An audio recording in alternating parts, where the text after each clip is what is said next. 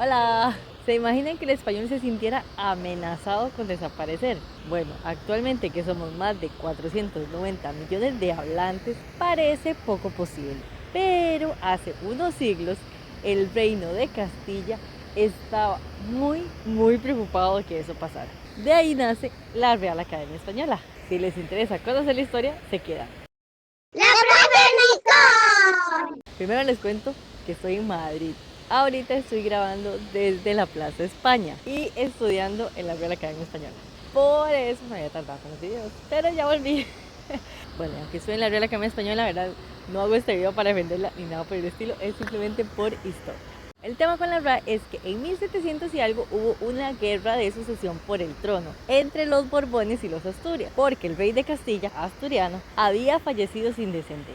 Como ganaron los Borbones, que eran de origen francés, había pues mucho miedo, ¿verdad?, de que el castellano fuera sustituido por el francés. Ya de por sí los jóvenes usaban muchos galicismos, ¿verdad?, que son términos que vienen del francés. Algo así como ahora con el inglés, ¿verdad? No ha cambiado mucho. This is Shimaya and Surbenish. We have very baratas ahí afuera. Así han sido las lenguas siempre, de por sí. Entonces, varios intelectuales y nobles empezaron a reunirse en el palacio de Juan Manuel Fernández Pacheco y Zúñiga.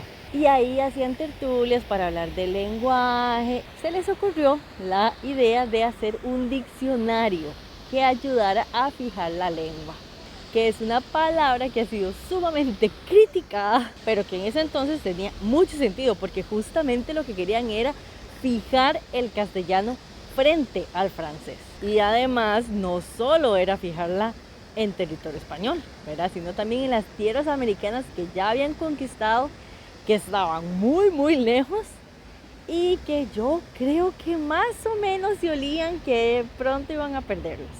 Y bueno, entonces todos estos conocedores de la literatura y la cultura, que bueno, que eran un grupo bien pequeño, empezaron a defender el castellano como la lengua de los clásicos, ¿verdad?, y que daba esplendor. Entonces aseguraban que la lengua forma al pueblo. Bueno, el nuevo rey, ¿verdad?, que era Felipe VI, aceptó estas reuniones e incluso la creación de la academia, que finalmente se dio en 1713. Y el primer presidente fue Juan Manuel Fernández Pacheco y Zúñiga, era el que puso la choza, donde por cierto quería grabar, pero ahora solo queda la puerta. Entonces no tenía mucho sentido. La presidencia de la RAE era hereditaria. Entonces primero fue el hijo de este señor y así sucesivamente. Como que no han aprendido mucho de los errores con los reyes, ¿verdad? Y fue así durante 40 años. Actualmente ya es una votación. Así fue como la RAE se institucionalizó desde la monarquía, pero siempre marcaron una clara independencia política, ¿verdad? De hecho, cuentan que Franco, más de 2 siglos después de que la RAE ya estaba conformada, exigió que algunos miembros de ese momento fueran echados de la RAE, pero la RAE ni caso le hizo, fue como, chao, o aquí no tiene nada que ver.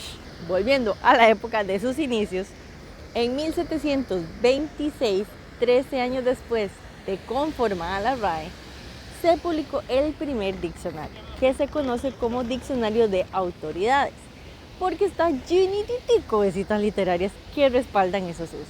Y así fue como limpiaron el lenguaje de las palabras francesas. Entonces ya saben de dónde surge ese lema de limpia, fija y da esplendor. Existe desde 1713. Al rato, que ya no me acuerdo cuál fecha fue, se incorporaron más miembros, ¿verdad?, porque recuerden que eran solo 11, y le asignaron una letra del abecedario a cada uno.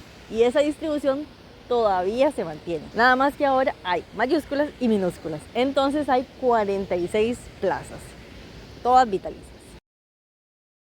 Para bien o para mal, ya es otro asunto, que ha permitido que efectivamente el lenguaje pues no se haya fragmentado, a pesar de que estamos tan distribuidos. Bueno, y ahora, ¿verdad?, con las academias de la lengua, ¿verdad?, en cada uno de los países de habla hispana, pues eso también ha ayudado mucho. Ya las academias participan más, ¿verdad? Ya las academias tienen voz, tienen voto, tienen congresos, y aunque todavía falta camino por recorrer, hay un avance.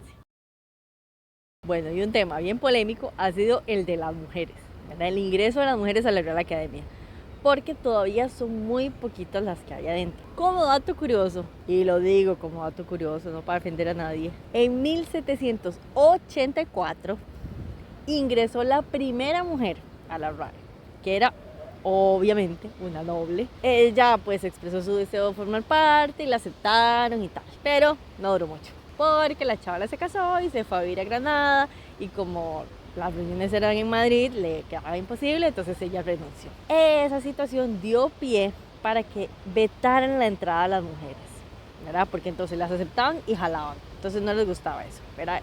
Con los hombres, cero que tenían ese problema, que obviamente es mentira, ¿verdad? Porque muchos no llegaban a las reuniones tampoco, era por lo mismo, porque vivían lejos, porque los mandaban a hacer encargos, pero bueno, en fin.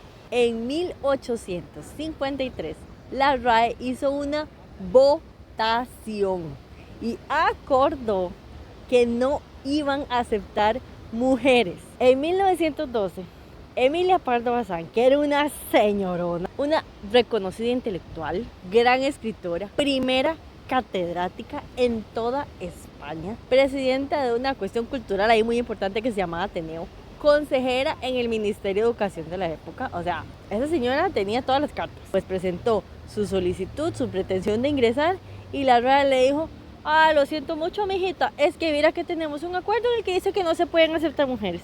Va a disculparme usted. ¿Se imagina qué chichón? Les cayó Raimundo y todo el mundo, ¿verdad? Ya en 1926, o sea, ya las mujeres iban a la universidad, ya estudiaban, se destacaban en la cultura, o sea, ya no había excusas para decir que no. Pero está bien, podemos eliminar eso, ya por si nadie ni se acuerda que eso existe. Y en 1978, o sea, hace nada, ingresó ya oficialmente la primera mujer, llamada Carmen Conde.